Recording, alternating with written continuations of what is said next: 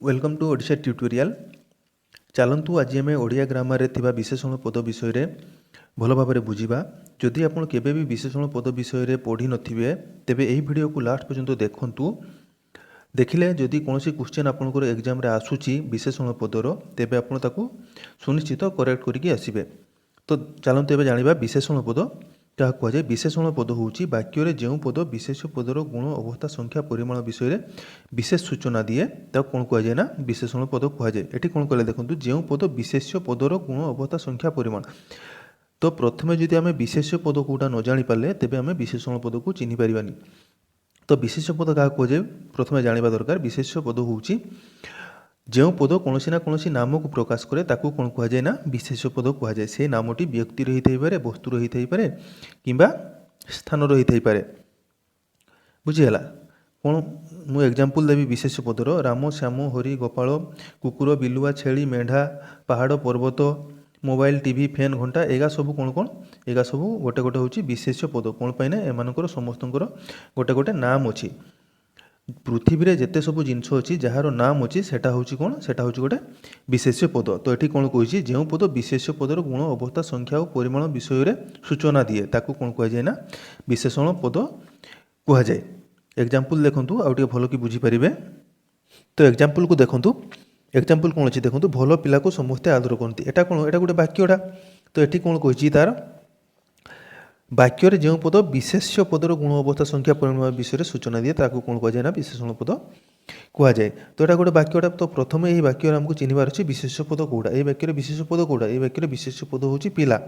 पिला गोटे कि प्रकार विशेष पद। पिला गोटे जातिवाचक विशेष पद। पिला बुढ़ा झील पुओ एगा सब कौन गोटे गोटे जातिवाचक विशेष पद। तो ये वाक्य चिन्हीगले विशेष पद हूँ पिला। तो ये कौन कही विशेष पदर गुण अवस्था संख्या परिमाण विषय सूचना दिए जो पदटा ताकू कौन कहुए ना विशेषण पद कहुए। पिला विषय किए सूचना दूसरी ये भल जे पिलाटा किपरि ना भल पिला। तो ये भलटा ये जगह कौन हम ना विशेषण पद हम। जदि ये मंद था मंद पिला को समस्ते घृणा करती। तो ये जगह मंदटा कौन होता ये जगह मंदटा होता गोटे विशेषण पद। नेक्स्ट एग्जांपल देखंतु भंगा घरे रहिबा उचित नुहे। तो यही वाक्य विशेष पद किए यही वाक्य विशेष पद हूँ घर। घर गोटे ना को बुझाऊँ जार नाम अच्छी से हूँ विशेष। तेणु घरटा कौन घरटा गोटे विशेष पद। तो घरर कथा किए कहे घर विषय किए कहे भंगा कहे। भंगा कौन कहे ना घरर अवस्था को से कहे घरर अवस्था किपरि अच्छी ना भंगा अच्छी। तो यही जगार यही वाक्य भंगाटा कौन हम भंगाटा गोटे विशेषण पद हम। आशा करुँची बुझीपारे। तो एग्जाम रे को टाइप क्वेश्चन आपको पचार विशेषण पद विषय देखो। एग्जांपल गोटे नहीं आसी भल पिला को समस्ते आदर करती रेखांकित पदटीर विशेषण निर्णय कर। ये भल तर गार दिखाई। तो यही पदटीर विशेषणटा निर्णय कर। भल कौन भल पिला को समस्ते आदर करती ये हूँ विशेष पद हूँ पिला। तो पिलार गुण किए कहे भल कहे। तो भलटा कौन हम ना गोटे गुणवाचक विशेषण हम। नेक्स्ट चलते देखा केते प्रकार विशेष पद अच्छी। एबे चलते जानिबा आम ओडिया प्रचलित विशेषण गुड़ी को केते भाग विभक्त कराई और से सब कौन कौन। ओडिया प्रचलित विशेषण गुड़ी को 15 भाग विभक्त कराई। कौन पर एम 15 भाग विभक्त कराला ना बहुत प्रकार विशेषण हो ताकू चिन्हबार सहज होगापी आम मानक या विभागीकरण कर दिहला या भाग कर दिहला जेहेतु आमको चिन्हबार सहज हम। तो कौन कौन अच्छी से सब देखूँ गुणवाचक विशेषण अवस्थावाचक विशेषण संख्यावाचक विशेषण परिमाणवाचक विशेषण पूरणवाचक विशेषण विशेषण विशेषण क्रिया विशेषण क्रिया विशेषण विशेषण क्रियाज विशेषण सर्वनामिक विशेषण सर्वनामर विशेषण अव्ययर विशेषण वाक्यर विशेषण तुलनात्मक विशेषण आउ विधेय विशेषण। तो यही 15टा विषय आम डिटेल्स जानिबा। चलतु एबे चलतु जानिबा गुणवाचक विशेषण क्या कहुए। वाक्य जो पद विशेष पदर गुण विषय विशेष सूचना दे था गुणवाचक विशेषण कहुए। उदाहरण देखूँ दुष्ट पिला को समस्ते रागती। डेफिनेशन रे कौन अच्छी देखूँ जो पद विशेष पदर गुण विषय विशेष सूचना दिए। तो यही वाक्य विशेष पद कौटा ये वाक्य विशेष पद हूँ पिला। तो पिलार गुण विषय ओ पदरा कहे वाक्य पिलार गुण विषय दुष्ट पदटी कहूँ। ଦୁଷ୍ଟ ପିଲା କି ପ୍ରକାର ପିଲା ନା ସେ ଦୁଷ୍ଟ ପିଲା। ତ ଦୁଷ୍ଟ ପିଲାର ଗୁଣ ବିଷୟରେ କହୁଛି। ତ ତେଣୁ ଏହି ବାକ୍ୟରେ ଦୁଷ୍ଟଟା କ'ଣ ହେବ? ଦୁଷ୍ଟଟା ହେବ ଗୋଟେ ଗୁଣବାଚକ ବିଶେଷଣ। ନେକ୍ସଟ ଏକ୍ଜାମ୍ପଲ୍ ଦେଖନ୍ତୁ, ମିଥ୍ୟାବାଦୀ ଲୋକଙ୍କୁ କେହି ସହଯୋଗ କରନ୍ତି ନାହିଁ। ତ ଏହି ବାକ୍ୟରେ ବିଶେଷ୍ୟ ପଦ ଗୁଡ଼ା, ଏହି ବାକ୍ୟରେ ବିଶେଷ୍ୟ ପଦ ହେଉଛି ଆମର ଲୋକ। ତ ଲୋକର ଗୁଣ ବିଷୟରେ କେଉଁ ପଦଟା କହୁଛି? ଲୋକର ଗୁଣ ବିଷୟରେ ମିଥ୍ୟାବାଦୀ ପଦଟି କହୁଛି। ତ ଏହି ବାକ୍ୟରେ ଆମର ମିଥ୍ୟାବାଦୀ ପଦଟି କ'ଣ ହେବ ନା ମିଥ୍ୟାବାଦୀ ପଦଟି ଗୋଟେ ଗୁଣବାଚକ ବିଶେଷଣ ହେବ। ଏବେ ଚାଲନ୍ତୁ ଜାଣିବା ଅବସ୍ଥାବାଚକ ବିଶେଷଣ କାହାକୁ କୁହାଯାଏ। ତାର ଡେଫିନେସନ୍ କ'ଣ ଅଛି ଦେଖନ୍ତୁ। ବାକ୍ୟ ମଧ୍ୟରେ ଯେଉଁ ପଦଟି ବିଶେଷ୍ୟ ପଦର ଅବସ୍ଥା ବିଷୟରେ ସୂଚନା ଦିଏ ତାହାକୁ ଅବସ୍ଥାବାଚକ ବିଶେଷଣ କୁହାଯାଏ। ଏକ୍ଜାମ୍ପଲ୍ ଦେଖନ୍ତୁ, ପାଚିଲା ଆମ୍ବ ଖାଇବାକୁ ସମସ୍ତେ ଇଚ୍ଛା କରନ୍ତି। ତ ଏଇଟା ଗୋଟେ ବାକ୍ୟଟା, ଏଇ ବାକ୍ୟରେ ବିଶେଷ ପଦ ଗୁଡ଼ା, ଏ ବାକ୍ୟରେ ବିଶେଷ ପଦ ହେଉଛି ଆମ୍ବ। ତ ଆମ୍ବର ଅବସ୍ଥା ବିଷୟରେ କେଉଁ ପଦଟା କହୁଛି ବାକ୍ୟରେ? ଆମ୍ବର ଅବସ୍ଥା ବିଷୟରେ ପାଚିଲା ପଦଟି କହୁଛି। କି ପ୍ରକାର ଆମ୍ବ ନା ପାଚିଲା ଆମ୍ବ। ଆମ୍ବର ଅବସ୍ଥା କିପରି ଅଛି ନା ପାଚିକି ଅଛି।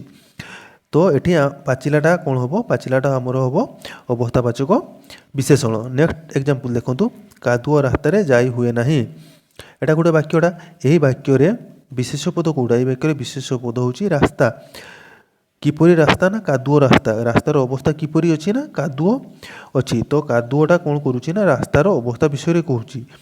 ତ ଏଠି କାଦୁଅ ପଦଟି କ'ଣ ହେବ ନା ଅବସ୍ଥାବାଚକ ବିଶେଷଣ ହେବ। ନେକ୍ସଟ ଏକ୍ଜାମ୍ପଲ୍ ଦେଖନ୍ତୁ, ଶୁଖିଲା ଜମିରେ ଚାଷ ସମ୍ଭବ ନୁହେଁ। ଏହି ବାକ୍ୟରେ ବିଶେଷ ପଦ କେଉଁଟା? ଏହି ବାକ୍ୟରେ ବିଶେଷ ପଦ ହେଉଛି ଜମି। ଜମିର ଅବସ୍ଥା ବିଷୟରେ କେଉଁ ପଦଟା କହୁଛି? ଏହି ବାକ୍ୟରେ ଜମିର ଅବସ୍ଥା ବିଷୟରେ ଶୁଖିଲା ପଦଟି କହୁଛି। ତ ତେଣୁ ଶୁଖିଲା ପଦଟି କ'ଣ ହେବ? ଏଠି ଶୁଖିଲା ପଦଟି ହେବ ଅବସ୍ଥାବାଚକ ବିଶେଷଣ। ଏବେ ଚାଲନ୍ତୁ ଜାଣିବା ସଂଖ୍ୟାବାଚକ ବିଶେଷଣ କାହାକୁ କୁହାଯାଏ। ବାକ୍ୟ ମଧ୍ୟରେ ଯେଉଁ ପଦ ବିଶେଷ ପଦର ସଂଖ୍ୟାକୁ ସୂଚିତ କରେ ତାହାକୁ ସଂଖ୍ୟାବାଚକ ବିଶେଷଣ କୁହାଯାଏ। ଉଦାହରଣ ଦେଖନ୍ତୁ, କରୋନା ପାଇଁ 12 ମାସ ରମେଶ ଘରକୁ ଯାଇନଥିଲେ।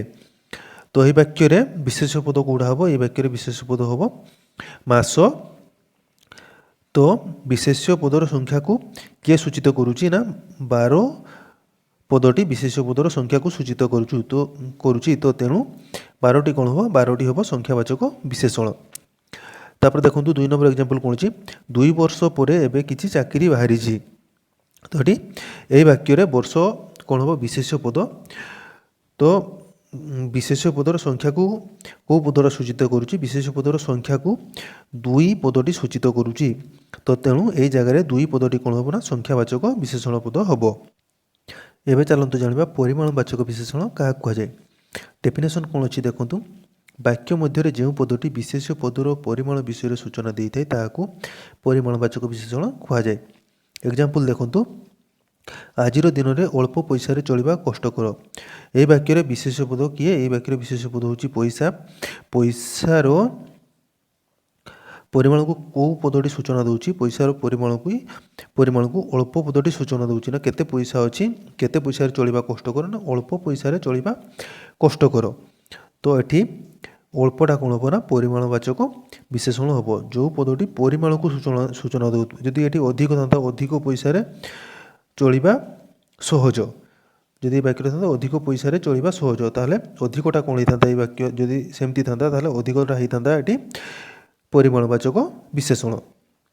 ତାପରେ ନେକ୍ସଟ ଏକ୍ଜାମ୍ପଲ୍ ଦେଖନ୍ତୁ, ଗାଈକୁ ବିଡ଼ାଏ ଘାସ ଦିଅ। ବିଡ଼ାଏଟା କ'ଣ ନା ଘାସର ପରିମାଣକୁ ବୁଝାଉଛି।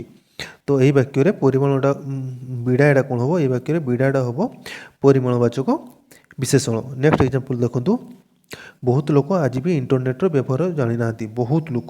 ବହୁତଟା କ'ଣ ପରିମାଣ, କମ୍ ଲୋକ ଆଜିକାଲି ଇଣ୍ଟରନେଟ୍ର ବ୍ୟବହାର ଜାଣିଛନ୍ତି। ସେ ଜାଗାରେ କମ୍ ହେଇଥାନ୍ତା କ'ଣ ନା ଗୋଟେ ପରିମାଣବାଚକ ବିଶେଷଣ। ତ ଏଠି କ'ଣ ହେବ?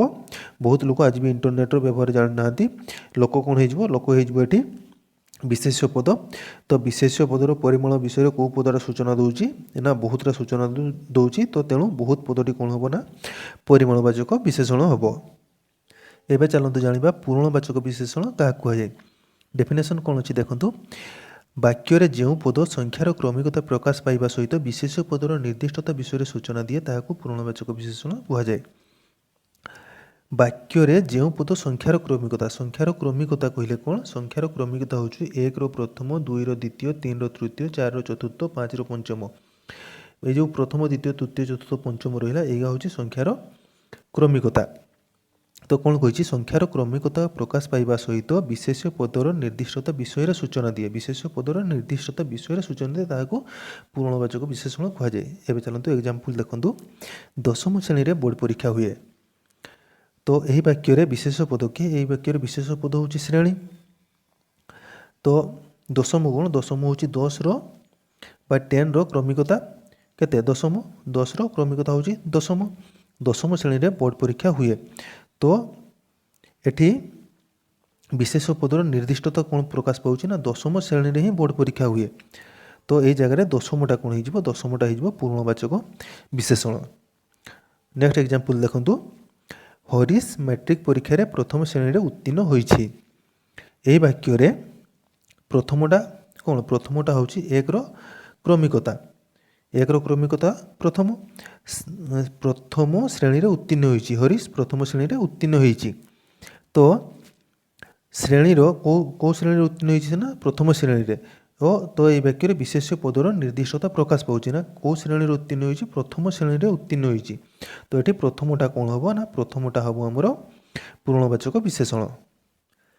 एबे चलते जानिबा क्रिया विशेषण क्या कहुए। डेफिनेशन कौन अच्छी देखो। वाक्य जो पद क्रियापद विषय विशेष सूचना दिए ताकू क्रिया विशेषण कहुए।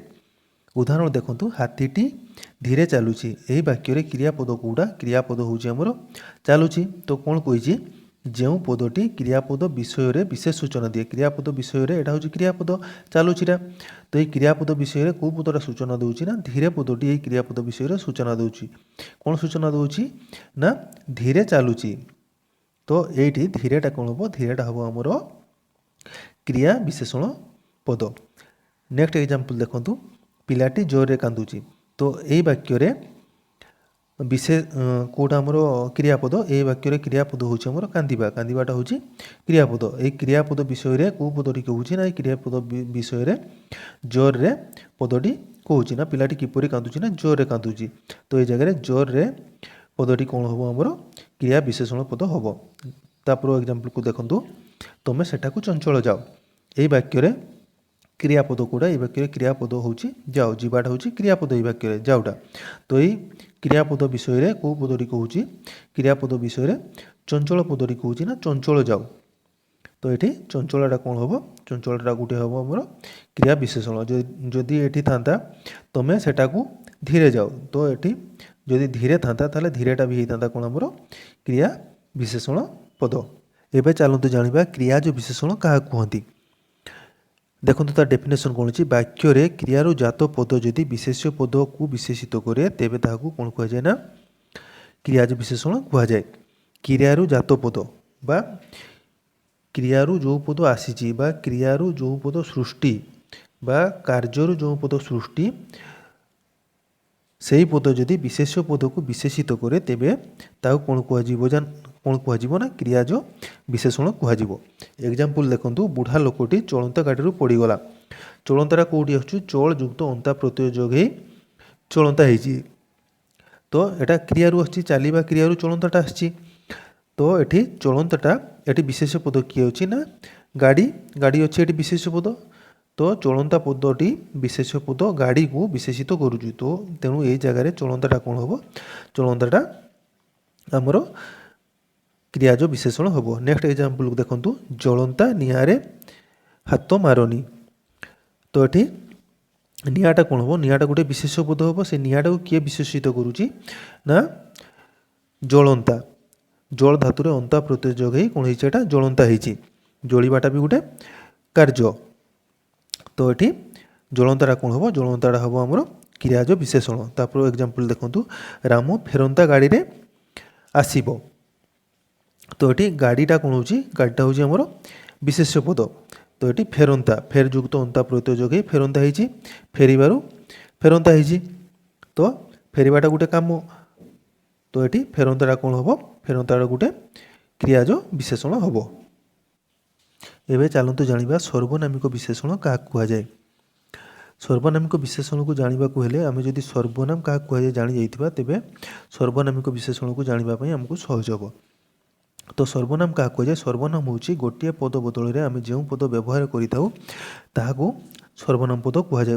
उदाहरण कहबी राम गोटे भल पिला से सबुदिन स्कूल को जाए ताकू मीठा भल लगे। ये जो राम बदल में से आउ ताकुर आम व्यवहार कले ये कौन कहगला से आउ ताकू को ना एगा को सर्वनाम पद बोली कहगला। एबे चलतु डेफिनेशन कौन अच्छी देखा सर्वनामिक विशेषण डेफिनेशन अच्छी सर्वनाम पद विशेषण काम कले ताकू सर्वनामिक विशेषण कहुए।